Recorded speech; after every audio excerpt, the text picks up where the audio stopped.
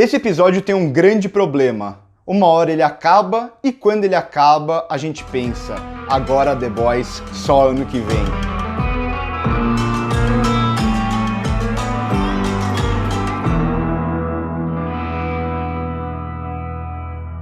Eu não consigo esconder a minha empolgação ao falar dessa série. Quem tá acompanhando todos os vídeos do canal sabe que eu adoro The Boys e eu gostei muito desse último episódio.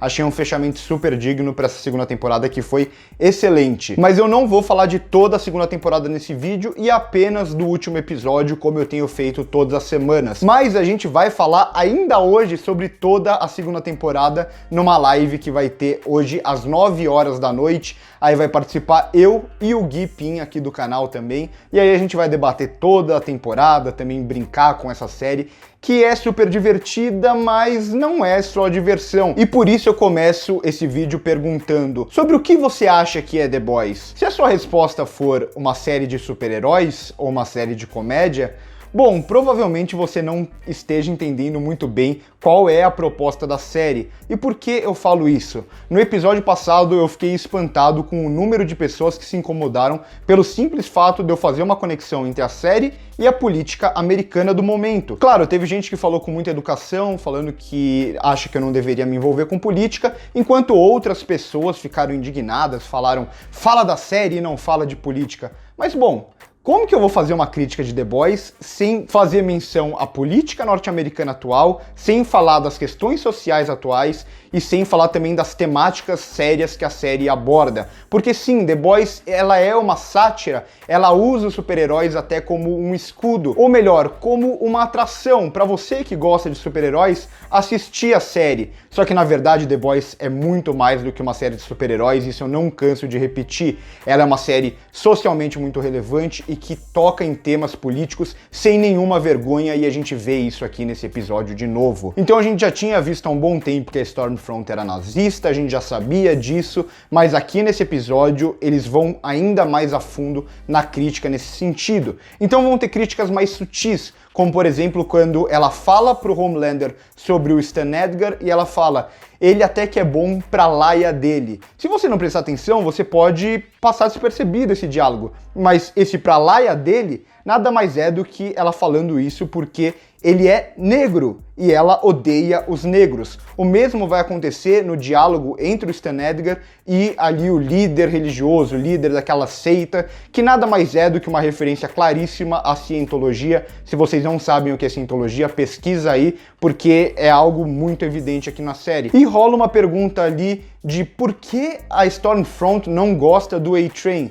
Por que será? Porque o A-Train é negro. E é até isso que vai motivar o A-Train trair ali o Seven e ajudar os The Boys. Então não tem como desvincular essa série das questões sociais. Desculpa, você pode até assistir essa série só querendo se divertir, mas eu, quando eu tô fazendo um vídeo sobre a série, analisando tudo que ela está apresentando, se eu não falar das questões sociais, eu não tô fazendo meu trabalho direito. E as questões políticas envolvendo principalmente o Donald Trump, mas também outros líderes pelo mundo, ela vai aparecer aqui ainda mais forte. Então, a primeira cena aqui que mostra aquele comercialzinho de como se defender de um supervilão, a referência a essa política armamentista e mais do que isso, essa ideia de defesa nacional é muito clara. A ideia de você ter uma política de defesa nacional que o Trump fala sempre, quem tá vendo os debates agora para a próxima eleição tá vendo isso também, só que ao mesmo tempo você finge se importar com o povo, mas você tá pouco se importando com o povo. Na verdade, isso é mais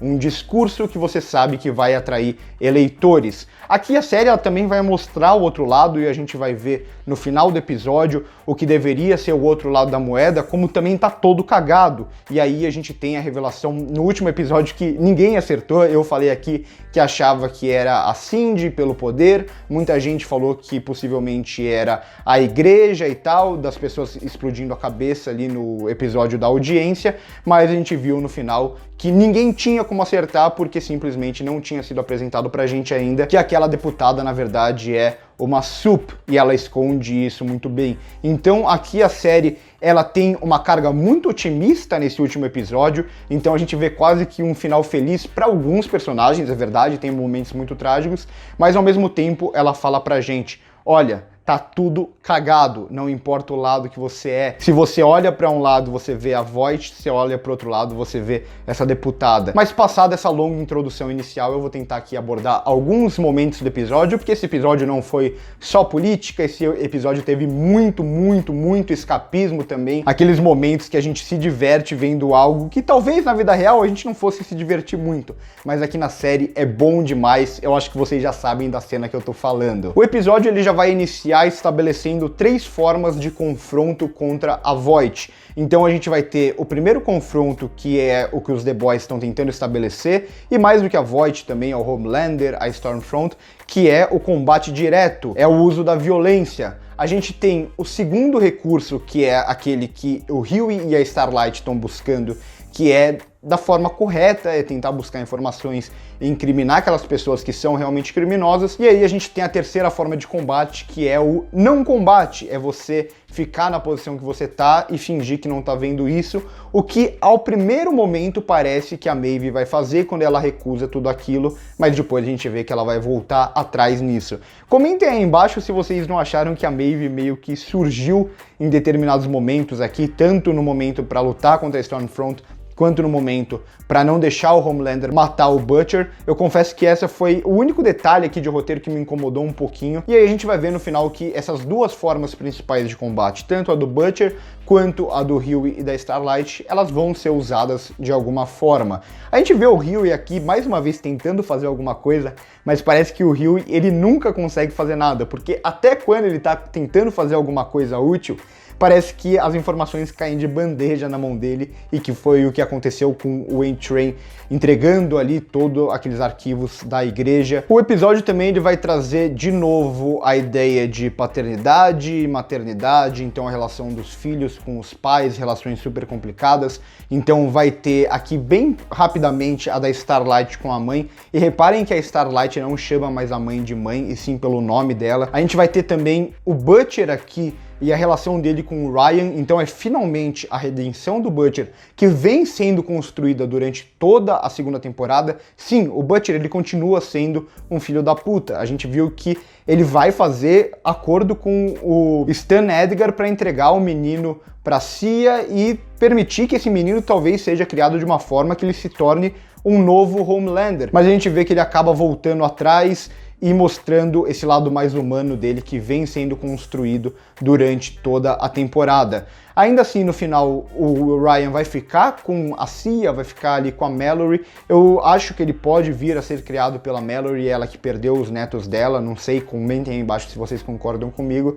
Mas aqui dá a entender, pelo menos o que a Becca pensava, que o filho dela é diferente do Homelander, e se ele tiver uma boa criação, ele vai ser um bom menino.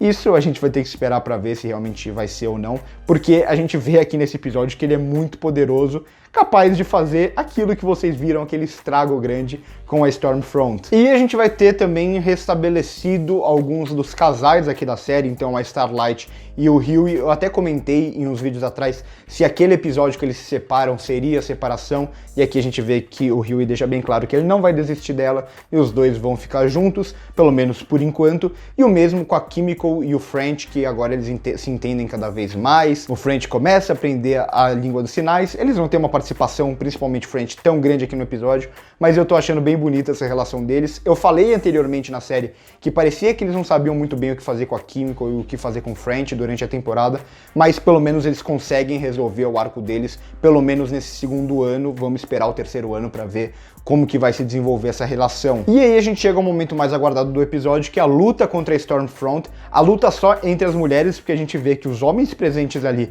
eles não têm nenhuma chance de participar, porque eles não têm nenhum poder, e a luta vai ser entre a Kimiko, a Maeve, a Starlight contra a Stormfront. E aqui um detalhe muito importante, que a Stormfront fala sobre o problema com o termo nazista. O que ela quer dizer com isso?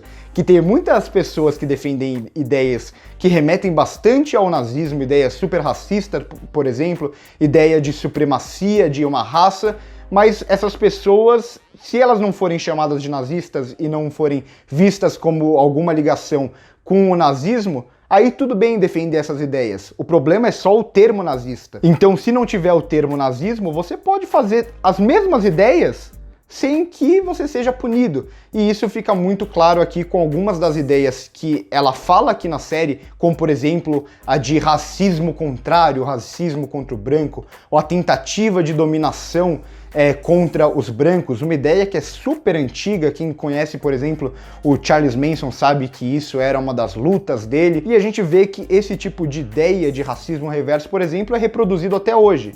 Mas se você não tiver esse termo nazismo por trás, aí tudo bem, aí ninguém vai ligar se você usar essas mesmas ideias do nazismo. Mas voltando à cena em si de luta, como eu disse, é puro escapismo essa cena. Na vida real, se a gente vê uma pessoa sendo agredida por outras 3, a gente provavelmente não vai gostar. Mas no contexto da série, e sabendo que isso é, no fundo, só uma série, não tem nada melhor do que ver a nazista mais poderosa do mundo tomando uma surra das outras 3. Então essa cena pra mim foi puro entretenimento, eu adorei. Comentem aí embaixo se vocês gostaram dessa cena também. É o tipo de cena que não tem muito como analisá-la criticamente, é puro entretenimento e ponto final. E aí a gente chega ao final do episódio, que eu já comentei a maioria das coisas que acontecem. Tem também o Hughie sugerindo aqui que vai se afastar um pouco dos The Boys, porque ele fala de se afastar desses amigos e tudo mais pra Starlight, a Starlight acha que tá falando dela, e depois pergunta, quando ele fala que não é sobre ela, pergunta, sobre quem você tá falando então? E imediatamente a cena é cortada para a cena do Butcher. Então aqui é a montagem fazendo uma referência direta do que ela falou para a resposta que eles não precisam responder, eles respondem isso visualmente. Vamos ver quanto tempo o Hughie vai ficar fora dos The Boys, se ele vai ficar realmente fora dos The Boys. E como eu disse, é um final otimista, mas nem tanto. A gente vê que várias concessões são feitas. Então a Starlight, ela sabe do perigo dela fazer parte do Seven, mas ela ainda prefere que ela faça parte do Seven do que entre mais um super maluco no lugar dela. Então é melhor ter pelo menos um poder e ter pelo menos alguém com consciência ali dentro. A gente vê que a Maeve também agora, ela tem algum tipo de domínio sobre o Homelander por conhecer aquelas informações e ao mesmo tempo o Homelander tá surtando. O composto V que ia ser produzido em massa no começo do episódio, a gente vê que eles voltaram atrás, não vão produzir mais o composto V, mas não se engane, a Voight ainda é a Voight. Então um ótimo fechamento de temporada que fecha todos os arcos abertos, a gente tem todas as respostas que a gente precisava para o momento, mas ao mesmo tempo eles deixam brecha para continuar, a terceira temporada já foi confirmada, então ano que vem eu vou estar aqui de volta todas as semanas para falar dessa série, e eu gostei muito de como eles conseguem trabalhar várias questões super relevantes em uma série que parece ser uma série de entretenimento e ao mesmo tempo é uma série de bastante entretenimento, como eu disse nessa cena central do episódio. E a gente também tem várias cenas aqui super explosivas de entretenimento na série, nessa temporada também, que eu vou falar melhor sobre elas na live de hoje à noite com o Gui. Eu espero que vocês compareçam pra gente poder trocar essa ideia. Então por hoje é isso, se vocês gostaram do vídeo deixa o like, se inscreve no canal se ainda não é inscrito e comenta o que vocês acharam da temporada, o que vocês acharam do episódio, o que vocês acham dessas questões políticas. Você acha que The Boys é só uma série de super-heróis? Comenta tudo isso aí embaixo e comenta também se vocês vão participar à noite da live e são todos muito convidados. Por hoje é isso e corta!